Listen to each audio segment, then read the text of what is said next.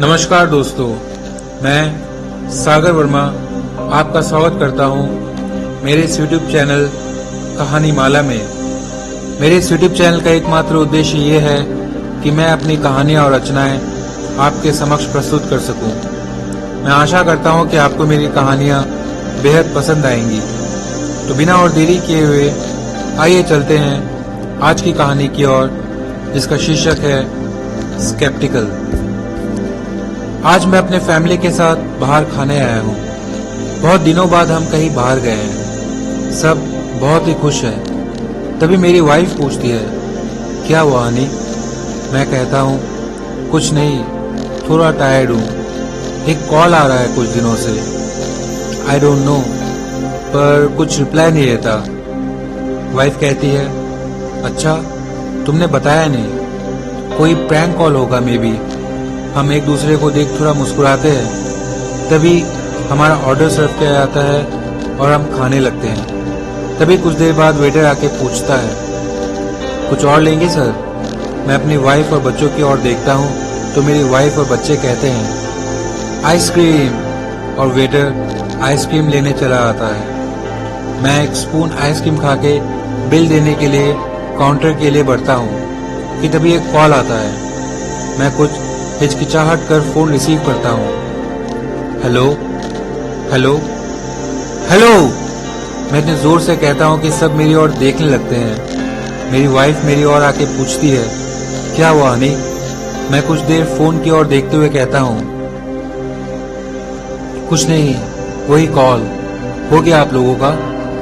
मैं वॉलेट निकालने के लिए अपनी बैक पॉकेट के लिए बढ़ता हूँ तो मेरा सर्विस बैज विजिबल हो जाता है, जो रेस्टोरेंट ओनर देख लेता है। कैश रिफंड करते हुए वो कहता है, आपके नेशन को सर्विस देने के लिए आपका बहुत धन्यवाद। मैं उसे स्माइल बैक कर देता हूँ और we walk out of the restaurant. आज भी मेरी नाइट ड्यूटी है। कुछ देर सो के मैं नाइट ड्यूटी के लिए चला आता हूँ। जब अगली सुबह मैं नाइट ड्यूटी करके घर लौटता हूँ तो अभी तक कोई उठा नहीं है घर में।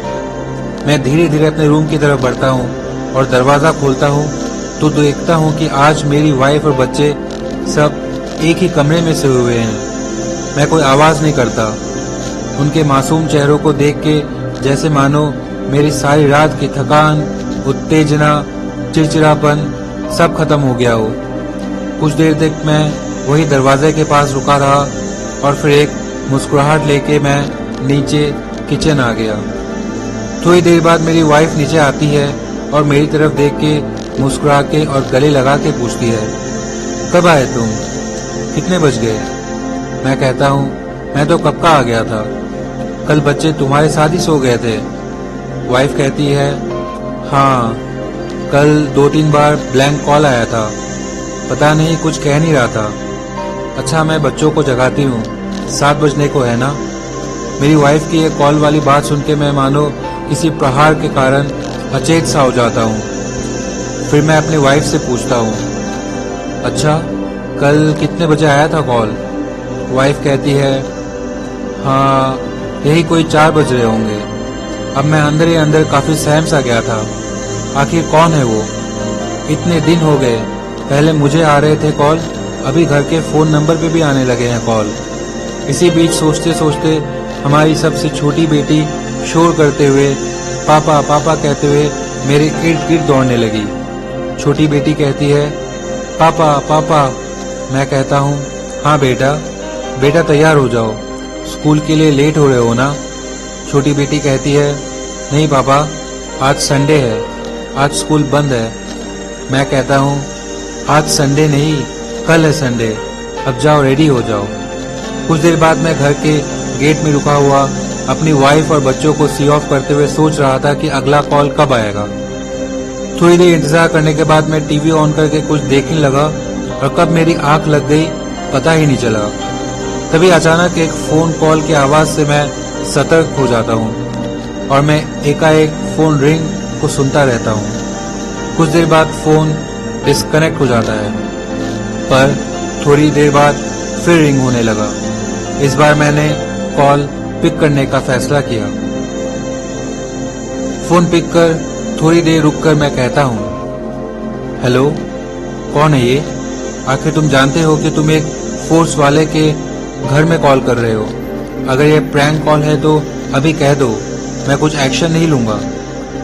कुछ सेकंड्स बाद एक जानी आवाज कहती है, हेलो पार्टनर। कुछ समय तक मैं विस्मित सा हो गया, जैसे आवाज मैंने पहले सुनी हुई हो। मैं बौखलाहट भरी आवाज से कहता हूँ, हेलो, कौन? वो आवाज कहती है, इतनी जल्दी भूल गए पार्टनर? अभी तो कुछ ही दिन हुए हैं उस बात को। ये बात सुन के मैं सिर सा हो गया, क्योंकि मैं उसके आवाज को पहचान गया था। पर यह नहीं हो सकता, ये प्रकृति के नियमों के खिलाफ है।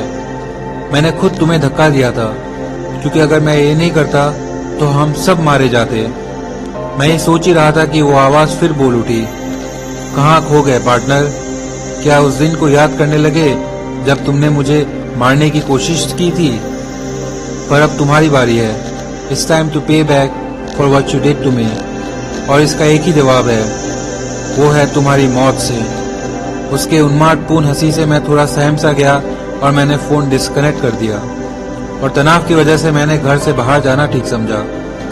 अभी मैं एक सुनसान से सर्विस रोड पे अपनी कार को पार्किंग पे लगाए सुबह हुई बातों को सोच रहा था कि ये कैसे मुमकिन है। फिर धीरे धीरे मुझे उस दिन की बातें याद आने लगी। सुबह के 10 बजे थे। मैं हमेशा की तरह ड्यूटी जाने के लिए तैयार हो रहा था कि तभी मैंने एक जूता जो कि उल्टा हुआ है उसे देखा। ये देखकर मेरे अंदर काफी उल्टे सीधे ख्यालात आने लगे। मैंने जोर से आवाज लगाई, किसने ये जूता सीधा नहीं रखा है? कितनी बार आप लोगों को कहना पड़ेगा कि ये सब चीजें सही नहीं होती? कुछ अपशकुन हो गया तो? मैं ये कह के उस जूते को सीधा कर देता हूँ। तभी मेरी बड़ी बेटी आके कहती है, पापा आप कहाँ की बात कहाँ ले जाते हैं? ये एक जूता है, ये सीधी हो या उल्टी उससे हमारे लाइफ में कोई फर्क नहीं पड़ता। ये अंधविश्वास है आपका और आप जैसे कई लोगों का। और फिर मेरी वाइफ भी कहने लगती है, हाँ अपने ग्रैंड पेरेंट्स की तो जनरेशन थी ही इंक्लाइन टू सुपरस्टिशंस पे, पर आप हम तो अभी के हैं ना, कहाँ ये सब बातों पे लगे हुए हैं आप? मुझसे रहा नहीं गया और गुस्से में आके मैंने कहा, बस बहुत हो गया ज्ञान देना। जब किसी दिन कुछ दुर्घटना होगी ना तब समझोगे आप लोग। ये कह के मैं ऑफिस के लिए निकल जाता हूँ। करीब 5 बजे के समय वाइफ का कॉल आता है। मैं पिक करता हूँ और कहता हूँ, हेलो। वाइफ कहती है, हाँ कहाँ हो आप? मैं कहता हूँ, डिपार्टमेंट में। क्यों, क्या हुआ? वाइफ कहती है, आज बेटे का एक्सीडेंट हो गया। मैं घबराहट से कहता हूँ, एक्सीडेंट? कब, कहाँ? वाइफ कहती है, वो जब स्कूल बस से उतर रहा था तो गिर गया और पैरों में मोच आ गई। जब मैं घर पे आई तो पता चला। कॉल किया जब ड्राइवर को तो उसने कहा कि उतरते वक्त वो फोन यूज कर रहा था। मैं गुस्से से कहता हूँ, ये सब कुछ नहीं है। मैंने कहा था तुम्हें कि ये सब चीजें कभी न कभी सही होती है। मैं आ रहा हूँ थोड़ी देर में। ये कह के मैं घर निकल जाता हूँ और कुछ देर में घर पहुँच जाता हूँ। सब लोग लिविंग रूम में बैठे हुए थे। उन्हें देख मैं कहता हूँ, मैंने कहा था तुम सबको कि ये सब बातें ऐसी ही नहीं बनी। नहीं है ये अंधविश्वास। अब हो गया ना एक्सीडेंट। तभी बेटा कहता है, कम ऑन पापा, ये मेरी ही गलती है। मैं अगर फोन नहीं यूज करता उतरते समय तो शायद गिरता नहीं। मैं कहता हूँ, तुम्हें कुछ नहीं पता, ये सब बकवास है। ये आज जूता उल्टा था इसलिए हुआ है, अब भुगतो। ये कहकर मैं रूम से निकल जाता हूँ और वाइफ और बच्चे मुझे हैरानियत से घूरते रहते हैं। अभी शाम के 8 बजे थे और हम सब एक दूसरे से बिना बात किए एक ही कमरे में बैठे हुए थे कि डोरबेल बजती है। मैं दरवाजा खोलने जाता हूँ और देखता हूँ कुलीग और कैप्टन, जो कि मेरा ब्रदर इन लॉ है, दोनों आए हैं। उन्हें देख मैं काफी उत्साहपूर्ण होकर कहता हूँ, अरे हेलो कुलीग, कैप्टन, आओ आओ। ये कह के मैं उन्हें अंदर ला लेता हूँ। मेरी वाइफ उन्हें हंस के ग्रीट करती है और छोटी बेटी कैप्टन के पास दौड़ के जाती है और कैप्टन उसे गोद में ले लेता है और पुचकारते हुए कहता है, हाउस माय प्रिंसेस। छोटी बेटी कहती है, आई एम फाइन अंकल। तभी मैं कोलीग से पूछता हूँ, so what's been up? Colleague कहता है, हाँ यार, अचानक कॉल किया था तुम्हें, पर आउट ऑफ कवरेज बता रहा था। आज तुम जब निकले डिपार्टमेंट से तो हम नहीं थे। आने के बाद पता चला कि तुम्हारे बेटे का एक्सीडेंट हो गया है। क्या हुआ, सब ठीक है ना? मैं कहता हूँ, हाँ, बस से उतरते हुए गिर गया और मोच आ गई। कोलीग कहता है, ओहो बेटा, डॉक्टर दिखाया? बेटा कहता है, नहीं अंकल, मामूली मोच है, पेन रिलीफ लगाया है, 1-2 दिन में ठीक हो जाएगा। बेटे की इस बात से मैं सहमत नहीं होता और कहता हूँ, कुछ मामूली नहीं है, ये सब उस जूते की वजह से हुआ है। बेटा कहता है, कम ऑन पापा, आप अभी भी उस जूते पे अटके हुए हैं, मैं जा रहा हूँ यहाँ से। ये कह के वो बाहर चला आता है। मैं उसे ऐसे बाहर जाता देख गुस्से से कहता हूँ, हाँ हाँ जाओ, किसने रोका है तुम्हें? हमारी बातों को बड़े ध्यान से सुनते हुए कोलीग पूछता है, अरे क्या हुआ, कौन सा जूता? मैं एक लंबी सांस लेते हुए कहता हूँ, आज सुबह एक जूता उल्टा हुआ था, और तुझे पता है ना कि जूता उल्टा रहने से कुछ ना कुछ अपशकुन होता है।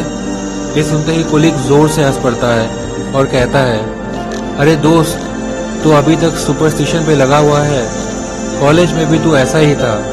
और याद है उस दिन जब हम कॉलेज के वाटर टैंक के टेरेस में पार्टी कर रहे थे और तूने?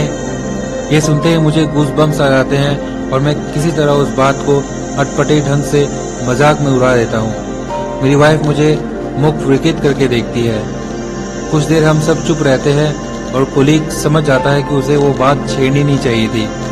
थोड़ी देर चुप रह के कोलीग कहने लगता है, तुझे कितनी बार समझाया कि ये सब बेकार की बातें हैं। ये लोगों का वहम है कि अगर कोई बिल्ली रास्ता काट जाए तो कुछ अनहोनी होगा उनके साथ, या कोई ग्लास टूट जाए तो उस पर खुद को नहीं देखते। ये सब प्रथाएं पहले इसलिए इस्तेमाल में थी क्योंकि तब लोग पता नहीं किस चीज़ से डरते थे। वो जो भी लोग हैं जिन्होंने ऐसी बातों को लोगों के बीच लाया और उनके अंदर इस तरह घर कर गई ये सब बातें कि आज भी ये सब मानने वाले काफ़ी लोग हैं। ना ही हमारे देश में बल्कि और भी कई देशों में। पता नहीं ये अंधविश्वास कब खत्म होगा। और इसी तरह हम यहाँ वहाँ की बातें करते रहते हैं। अगले दिन सुबह मैं और वाइफ अपने ऑफिस जाने के लिए रेडी हो रहे होते हैं कि तभी दोनों बेटी और बेटा स्कूल के लिए निकल रहे होते हैं। उन्हें देखकर मैं बेटे से पूछता हूँ, बेटा आर यू ओके, आज जा पाओगे? बेटा हंसते हुए कहता है, हाँ पापा, अभी ठीक है काफ़ी, आई कैन मैनेज। बेटे के इस जवाब से मैं काफ़ी संतुष्ट होता हूँ और कहता हूँ, ओके बेटा, संभाल के, और वो पेन रिलीफ भी ले लो। बेटा कहता है, ले लिया पापा। ओके, बाय पापा, बाय मम्मी। ये कह के वो स्कूल के लिए निकल जाते हैं और मैं शूज़ पहनने वक्त वाइफ से कहता हूँ, मुझे तुमसे एक बात कहनी थी। वाइफ सरप्राइज्ड होकर पूछती है, बात? कैसी बात? मैं थोड़ा हिचकिचाहट भरी आवाज़ में कहता हूँ, कैसे कहूँ? अच्छा तुम रिएक्ट मत करना। वाइफ मुझे कंफर्ट टोन में कहती है, कहोगे तो तभी समझूंगी कि रिएक्ट करना है या नहीं। मैं झिझक के कहता हूँ, अच्छा। मैंने कल काफ़ी सोचा और ये डिसीजन लिया कि I should go for counselling regarding this condition that I have, scepticism. ये सुन के वाइफ कुछ देर तक मुझे देखती है, फिर कहती है, this such a good decision. मैं भी काफ़ी दिनों से ये सोच रही थी कि तुम्हें काउंसलिंग के बारे कहूँ, और उस दिन के बाद से तो, और जब तुम्हारे कोलीग्स ने कहा कि you are one step ahead than you are now in scepticism. वैसे कब है अपॉइंटमेंट? मैं कहता हूँ, आज शाम को। अगर तुम फ्री नहीं हो तो मैं खुद ही चला जाऊँगा। वाइफ मेरे पास आके कहती है, नहीं, of course I will go with you. ये कह के हम अपने ऑफिस निकल जाते हैं। मैं वाइफ को ड्रॉप करके प्रिक्सिंग की ओर चला आता हूँ। तभी मेरे अंदर एक गुस्से की भावना आ जाती है कोलीग के लिए, कल रात हुई बात को लेके। यही सोचते सोचते मैं प्रिसिंग पहुंच जाता हूं और मैं कोलीग के कैबिन की ओर बढ़ने लगता हूं। कैबिन में कैप्टन भी है। मुझे देख के कोलीग मेरी ओर हंसते हुए आता है और कहता है, हेलो फ्रेंड, अब कैसी है बेटी की हालत? मैं उसे कॉलर से पकड़ के and I smashed him onto the wall. ये देख के कैप्टन कुछ कदम पीछे हो जाता है और मैं दांतों को भींच के कहता हूँ, हमने डिसाइड किया था ना कि ये बात हम किसी को नहीं बताएंगे। फिर तुझे कल क्या जरूरत थी कॉलेज के उस दिन क्या हुआ था कहने की। कुलीग मेरे हाथों को जो उसके गिरेबान में है छुड़ाने की कोशिश करते हुए कहता है, रिलैक्स दोस्त, पर पता तो नहीं चला ना। Okay, I am sorry. मैं उसके कॉलर को ठीक करते हुए कहता हूँ, याद रखना अगर अगली बार हुआ तो ठीक नहीं होगा। ये कह के मैं दोनों को घूर के कैबिन से निकल जाता हूँ और अपने कैबिन में चला आता हूँ। कुछ देर बाद जब मैं रिलैक्स होता हूँ तो उस रात को जो टेरेस पे हुआ था वो याद करने लगता हूँ। हम कुछ दोस्त एक रात को प्लान बनाते हैं कि कॉलेज के वाटर टैंक की टेरेस पे पार्टी करेंगे। अभी रात के 11 बजे हैं। हम सब आज कस्टम्स एंड रिचुअल्स जो घर कर गई हमारी सोसाइटी में उसके ऊपर बात कर रहे थे। तभी मैं कहता हूँ, do you know friends, in many parts of the world the number 3 is considered to be jinx. फिर कुछ देर बाद जो रोहित जो मेरे और कोलीग के साथ है कहता है, जिंक्स यू मीन कर्स। मैं कहता हूँ, यस। ये सुन के वो थोड़ी देर चुप रहता है और फिर हंसने लगता है। उसे हंसता देख कोलीग भी हंसने लगता है और कहता है, क्या बोल रहा है, तू भी ऐसी बातों पे बिलीव करता है? ये सब ढकोसली बातें हैं दोस्त, ऐसा कुछ नहीं होता है। उनकी हंसी को देख मैं कहता हूँ, ऐसे काफी सारे उदाहरण हैं जो एक्चुअली इन सब कारणों के कारण लोगों के साथ बुरी घटनाएं घटी है। मेरे पास खुद ही एग्जाम्पल है। तभी रोहित कहता है, तुझे कैसे पता कि वो सब इंसिडेंट जो हुआ वो इन सब अंधविश्वास बातों के लिए हुआ? How you will prove that? उसकी बात सुनकर कुलीग भी उसके साथ कहता है, हाँ शायद कुछ और वजह रही होगी और लोगों ने उन्हें इस कारण से जोड़ दिया हो। मैं उन सब के बातों को सुन के काफी अस्थिर सा महसूस करने लगता हूँ और अपनी बात को बार बार जोर देकर कहता हूँ कि ये सब कर्स जिंक्स सब कभी ना कभी सबके साथ होती है, हमारे साथ भी होगी, तुम देख लेना।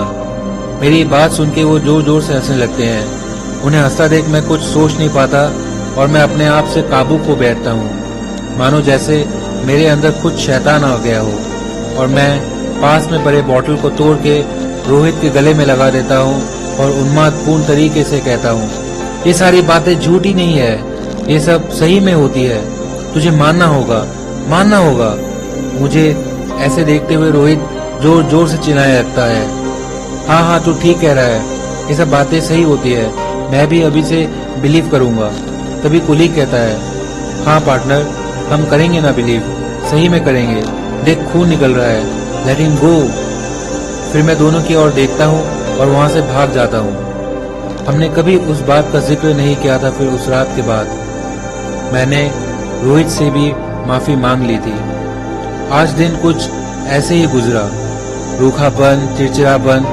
मैं अपने आप से पूछता हूँ कि उस रात जो मैंने किया रोहित और कोलीग के साथ, क्या सही था? क्या मैं सही में ऑब्सेस्ड हूँ इन अंधविश्वास वाली बातों से?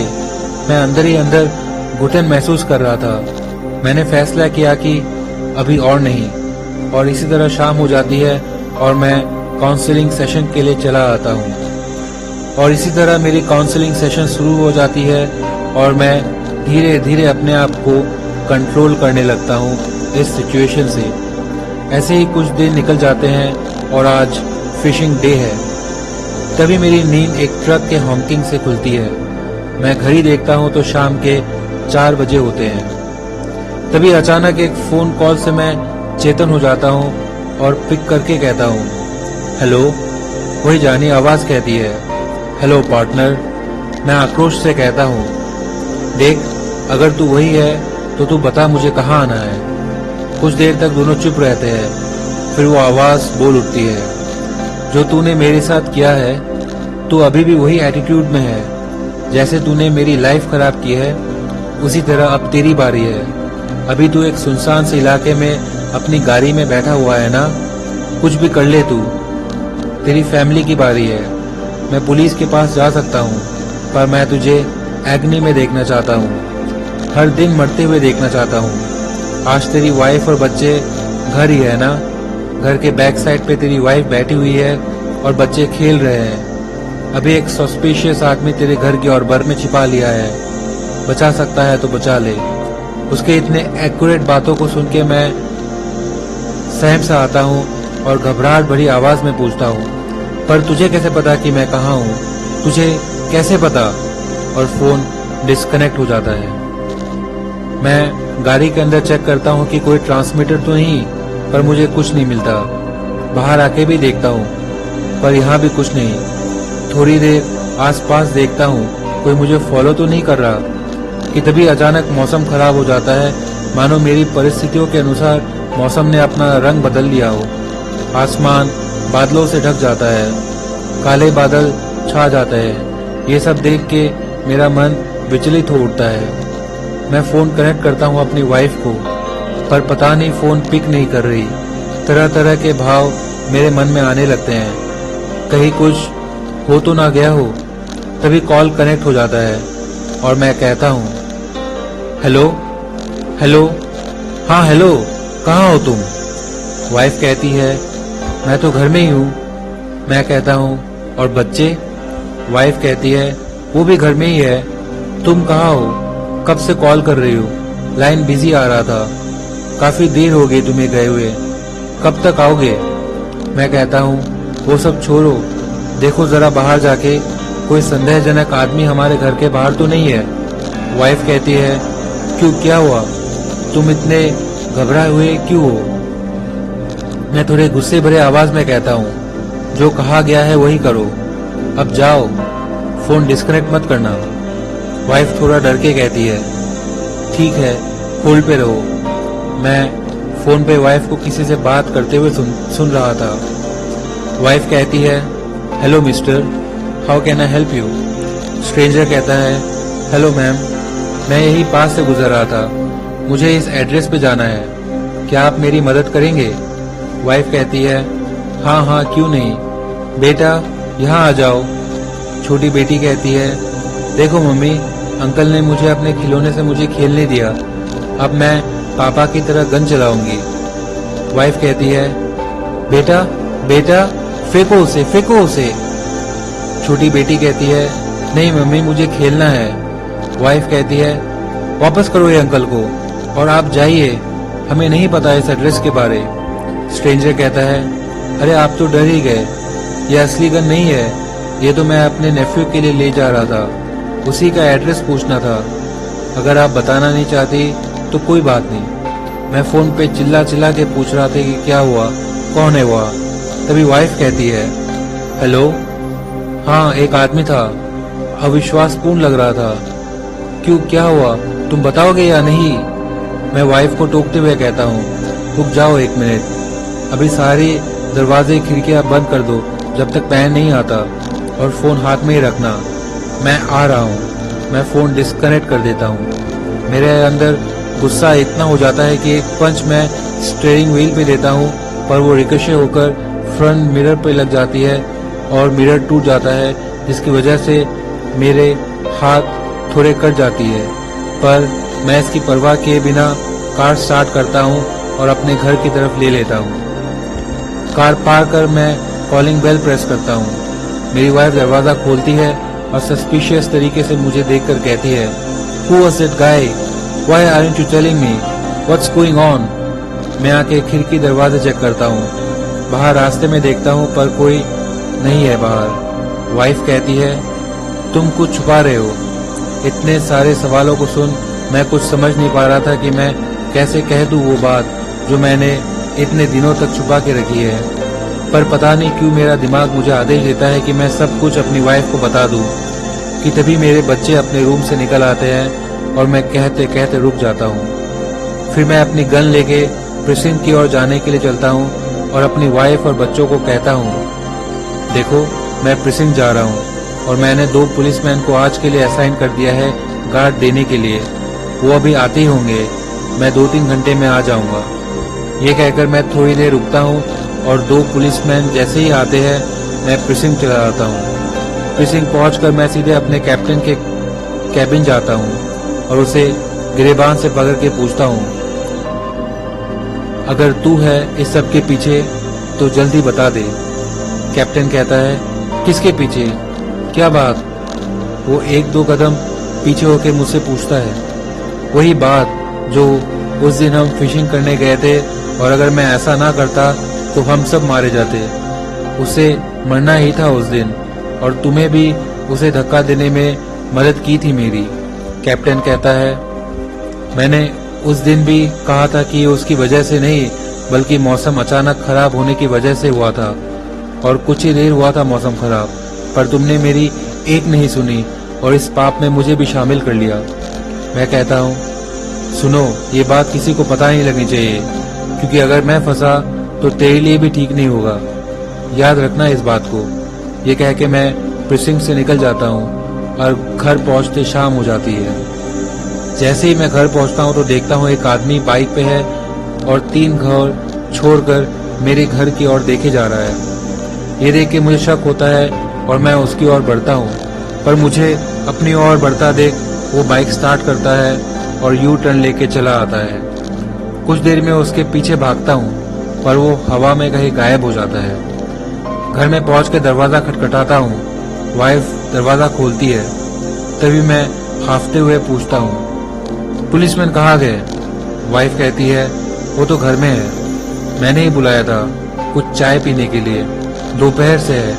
क्यों, क्या हुआ? तुम इतने घबराए हुए क्यों हो? मैं कहता हूँ, हाँ कुछ नहीं। Hello officers, any doubtful news? Officer 1 कहता है, नो सर, हम पूरी तरह अलर्ट थे, कोई भी एक्टिविटी नहीं हुई हमारे रहते हुए। मैं कहता हूँ, ओके, मैंने कैप्टन को इन्फॉर्म कर दिया है और अभी आप रिलीफ हो सकते हैं। ऑफिसर 2 कहता है, ओके सर, बाय मैम, मैं उन्हें डोर तक सी ऑफ करके आता हूँ। तभी मेरी वाइफ क्वेश्चनेबल आंखों से मेरी ओर देखते हुए पूछती है, आखिर आज सिक्योरिटी की जरूरत क्यों हो गई? क्या हो रहा है? तुम बताते क्यों नहीं?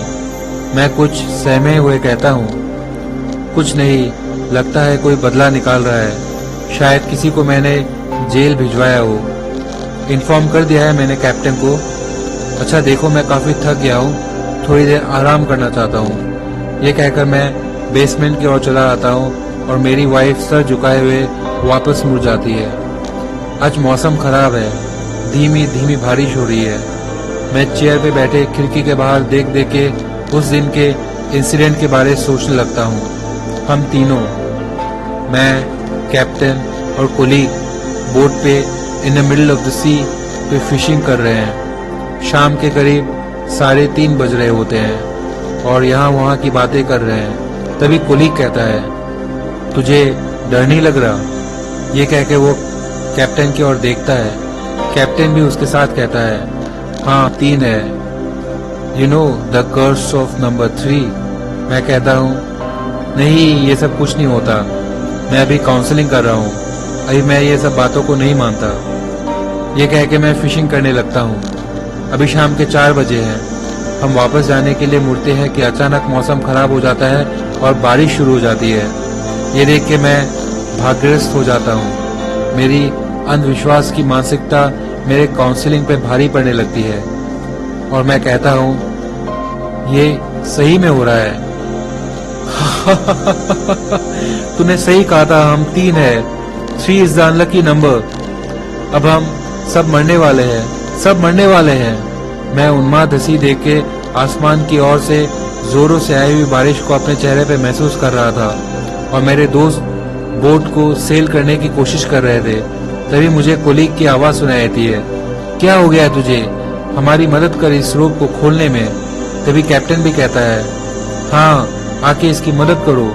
मैं रेडियो कांटेक्ट करने की कोशिश करता हूँ और मैं रोप खींचकर कोलीग के पास दे देता हूँ और मन ही मन बोलने लगता हूँ कि ये तूफान कोलीग के लिए आया है, तुम्हारे लिए नहीं, क्योंकि 3रा नंबर तू है।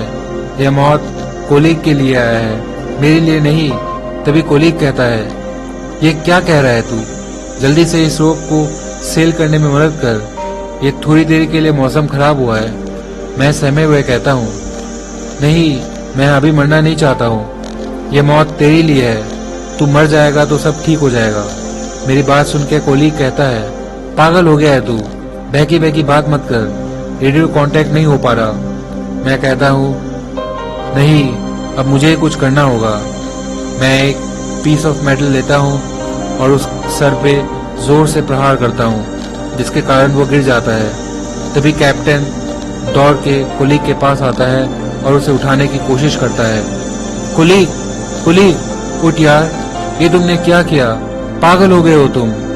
मैं हिम्मत बांधता हूँ और कैप्टन के पास आके उसे पकड़ के कहता हूँ, सुन, तू मेरी बात सुन। कैप्टन, सुन मुझे। मैं उसे एक थप्पड़ मारते हुए कहता हूँ, सुन, हमें ये करना ही होगा। हमारे पास यही एक रास्ता है, ये इसी की मौत है, क्योंकि यही है वो तीसरा नंबर, यही वो तीसरा आदमी, हम नहीं। तू मरना चाहता है तू? बता। कैप्टन रो के कहता है, नहीं, मैं मरना नहीं चाहता, पर ये सही नहीं है। देखो, हम कुछ ही दूर है किनारे से, हम पहुंच जाएंगे। मैं उसे समझाते हुए कहता हूँ, तू समझता क्यों नहीं? ये इसकी किस्मत में लिखा है, यही इसकी डेस्टिनी है, क्योंकि ये तीसरा आदमी है। हमें इसको सैक्रिफाइस करना ही होगा, तभी हम बच सकेंगे। हमें ये करना ही होगा। तू हाथ पकड़ इसका, हम इसकी मदद कर रहे हैं, तू घबरा मत। ये कह के मैं कुलीग को उठाने की कोशिश करता हूँ और कैप्टन को कहता हूँ कि मेरी मदद करे, जो कुलीग को देखते रहता है। फिर वो उसके हाथ पकड़ते हुए हम उसे पानी में फेंक देते हैं और captain fell down on his knees. Captain को मैं समझाते हुए कहता हूँ, देख कैप्टन, इट वॉज इनएविटेबल, या तो हम सब मरते या सिर्फ कुलीग, और ये बात हम किसी को बता नहीं सकते। मैं अपनी वाइफ को और तू अपनी सिस्टर को कुछ नहीं कहेगा, यही कहेंगे कि ये स्लिप हो गया और गिर गया। हमने बचाने की कोशिश की, पर तब तक उसे जल ने अपने में मिला दिया था। हम किनारे आ चुके थे। अगले दिन डाइवर्स लेके एरिया सर्च करते हैं, पर कोई लाश नहीं मिलती। पूरा डिपार्टमेंट उसे गार्ड ऑफ ऑनर देता है, और इस बात को हुए 1 साल से करीब हो चुका हुआ है। तभी एक जोर से आवाज आती है, और जब मैं बाहर आता हूँ तो देखता हूँ एक बिल्ली है। तभी मेरी छोटी बेटी रूम से बाहर आती है और कहती है, हेलो डैडी। मैं कहता हूँ, अरे मेरा बच्चा अभी तक सोई नहीं। छोटी बेटी कहती है, पापा मुझे डर लग रहा है, आज मैं आपके साथ सो जाऊं? मैं कहता हूँ, हाँ क्यों नहीं। ये कह के मैं अपनी गन पिलो के नीचे रख देता हूँ, और जब मेरी आँख खुलती है तो सुबह हो चुकी होती है। मैं धीरे से उठता हूँ और रूम के बाहर जाता हूँ। वाइफ को चेक करता हूँ तो वो अभी सो रही होती है। मैं घर के बाहर जाकर देखता हूँ, कोई सस्पिशियस आइडेंटिटी नहीं दिखाई देती है। फिर धीरे धीरे मेरी वाइफ और बच्चे और मैं अपने ऑफिस और स्कूल के लिए चले आते हैं। आज आधा दिन बहुत अच्छा गुजरा। वाइफ को कॉल करता हूँ तो वो बच्चों को आज पिक करके घर के लिए रवाना हो चुकी होती है। ना कोई कॉल, ना कोई स्ट्रेस, सब अच्छा चल रहा था कि तभी एक मैसेज आता है, पापा हेल्प। ये देख के मैं सहम जाता हूँ। मैं तुरंत अपनी वाइफ को कॉल लगाता हूँ, पर पिक कोई नहीं करता। और कुछ देर बाद ये वही जानी आवाज मुझसे बोलती है, हेलो पार्टनर, आज वो दिन आ गया है जब तुम्हारी फैमिली को हिसाब देना होगा जो तुमने उस दिन मेरे साथ किया था। ये सुन मेरी वाइफ आश्चर्यपूर्ण तरीके से कहती है, ये कौन है? इसने हमें एब्डक्ट कर लिया है। मैं कहता हूँ, तुम घबराओ नहीं, कुछ नहीं होगा। बच्चे कहाँ हैं? वाइफ कहती है, मेरे साथ ही है। मैं बौखलाहट भरी आवाज से कहता हूँ, देखो बच्चों, घबराना नहीं, पापा तुम्हें कुछ नहीं होने देंगे। तभी आवाज मेरे भाई को और बढ़ा देता है, बहुत हुआ फैमिली रियूनियन है। अगर फिर देखना चाहते हो अपनी फैमिली को तो उसी जगह आ जाना जहां हमने लास्ट फिशिंग किया था, और समय है तुम्हारे पास बहुत कम। ये कह के फोन डिस्कनेक्ट कर देता है। मैं बिना सोचे समझे अपनी गन लोड करता हूं और उसके बताए हुए पते की ओर बढ़ चलता हूं। रास्ते में गलत ख्याल मेरे ख्याल में आते रहते हैं। ये सोचते सोचते मैं बिल्डिंग पे पहुंच जाता हूं और धीरे धीरे अपनी वाइफ और बच्चों का नाम लेते उसी नदी किनारे पहुंच जाता हूं जहां उस दिन वो घटना हुई थी। थोड़ी दूर जाके ही मुझे कोलीग दिखता है जो कि मेरी वाइफ और मेरे बच्चों को गन पॉइंट पे रखा हुआ है। ये देख मैं भी अपना गन उस पे एम कर देता हूँ और कहता हूँ, देख तेरी लड़ाई मुझसे है, इसमें मेरी वाइफ और बच्चों का कोई कसूर नहीं है, जाने दे इन्हें। वो आवाज कहती है, मैं यही देखना चाहता हूँ कैसे तूने मुझे कितनी आसानी से धक्का दे दिया था उस दिन, इट्स मेंट टू बी कह के। तूने मुझसे मेरी जिंदगी छीनी, मेरा विश्वास तोड़ा और तू मुझे अभी ये कह रहा है कि मैं इन्हें छोड़ दूं। Give me one reason. तो ये मेरी वाइफ चिल्ला के पूछती है, बहुत हो गया, कितने दिनों से ये सब हो रहा है, कौन है ये husband, tell me right now. ये सुन के कोलीग हंसने लगता है और कहता है कि अभी तक तूने बताया नहीं कि मैं कौन हूँ। चल ठीक है, मैं खुद ही अपना इंट्रोडक्शन दे देता हूँ, मैं कोलीग हूँ। जैसे ही वो खुद को कोलीग बताता है तो मेरी वाइफ एक ही लम्हे में पहचान जाती है कि वो कौन है और कहती है, पर हाउ इज दिस पॉसिबल, तुम तो डूब चुके थे उस दिन, ये कौन है हस्बैंड। ओह, मैं कुछ समझ नहीं पा रही हूँ। बच्चे भी हैरानी से कोलीग की ओर देखते रहते हैं और कोलीग उनकी ओर। कोलीग कहता है, तुम्हारे हस्बैंड ने अपने अंधविश्वास में उस दिन ही ड्राउंड मी, ही मर्डर्ड मी। मैं स्लिप नहीं हुआ था, मुझे फेंका गया था और उसमें तुम्हारा हस्बैंड और तुम मेरे मुख से एक ही शब्द निकला, I did it for you, I did it for the kids, I did it for me. क्योंकि मैं उस दिन ये नहीं करता तो हम में से उस दिन कोई भी लौट के नहीं आता। खुद प्रकृति यही चाहती थी, वरना अचानक मौसम क्यों खराब होता और हम वापस कैसे आ सकते इसी प्रकृति से मिलाने के बाद। वाइफ आश्चर्यपूर्ण तरीके से पूछती है, ये क्या कह रहे हो तुम, you murdered him, you are insane, get away from us. मैं कुछ कह नहीं पा रहा था, मेरे हाथ सुन हो गए थे। मैं सहमे हुए कहता हूँ, I will make it up to you, हम बात करेंगे। मगर मुझे रोकते हुए कोलीग कहता है, अभी तुम्हें मरना होगा पार्टनर, आखिरी बार अपनी फैमिली को देख लो।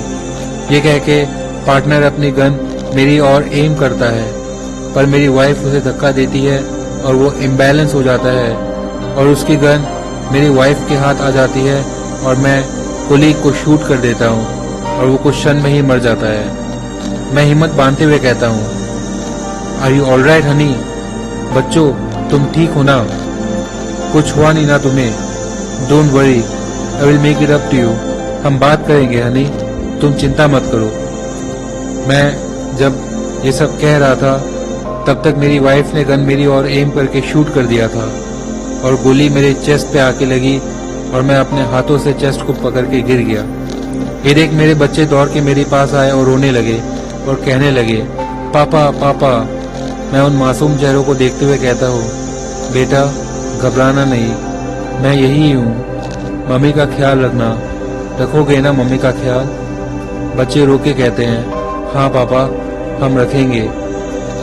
मैं झुक के देखता हूँ अपनी वाइफ को तो वो रो रही होती है और मैं ऊपर देखता हूँ तो खुला आसमान मेरे ऊपर है और मेरी आंखें धीरे धीरे बंद हो जाती है और एक सफेद प्रकाश मुझे अपने घेरे में ले लेता है। तभी अचानक मेरी नींद खुलती है और मैं अपने चेस्ट को छूता हूँ तो कुछ वुंड नहीं मिलता और एक गाड़ी की रुकने की आवाज आती है। मैं गेट खोलता हूँ और देखता हूँ कि मेरी वाइफ और मेरे बच्चे कार में से उतर रहे हैं। उन्हें देख के मैं अपनी जिंदगी में भी कभी इतना खुश नहीं हुआ होता हूँ जितना कि आज। मैं दौड़ के बच्चों और वाइफ को गले लगाता हूँ जैसे मैंने पहली बार उन्हें गले लगाया हो और मेरी आंखों से आंसू निकल आते हैं। ये देख मेरी वाइफ मुस्कुरा के पूछती है, क्या हुआ, हमें गए हुए कुछ घंटे ही हुए हैं, तुम तो ऐसे रो रहे हो जैसे बरसों बाद मिले हो हमसे। नहीं कुछ नहीं, मैं सब ठीक कर दूंगा, सब ठीक। ये कह के हम घर के अंदर आ जाते हैं। अगले दिन हम सब रेस्टोरेंट जाते हैं और मैं बैठे बैठे अपनी फैमिली को देखते हुए सोचता हूँ कि वो जो मेरे साथ हुआ एक बुरा सपना था और कुछ नहीं, क्योंकि ये कभी नहीं हो सकता। तभी मेरी वाइफ मुझसे कहती है, कितने बज गए अभी। मैं हंस के अपनी घड़ी देखता हूँ और मेरी आंखें खुली की खुली रह जाती है। मैं बौखलाहट में कहता हूँ, अभी 4 बजे हैं और कुछ देर बाद एक कॉल आता है मेरे फ़ोन नंबर पे अननोन नंबर से, और जब मैं पिक करता हूँ तो कहता है हेलो पार्टनर, समाप्त। तो दोस्तों, आप सबका बहुत धन्यवाद अंत तक बने रहने के लिए। मैं उम्मीद करता हूँ कि आपको मेरी ये कहानी बेहद पसंद आई होगी। तो लाइक, शेयर और कमेंट करना बिल्कुल ना भूलें। और हाँ, इस चैनल को सब्सक्राइब अवश्य कर लें ताकि आप तक हमारी नोटिफिकेशंस पहुंच सके। तब तक के लिए नमस्कार, जय हिंद।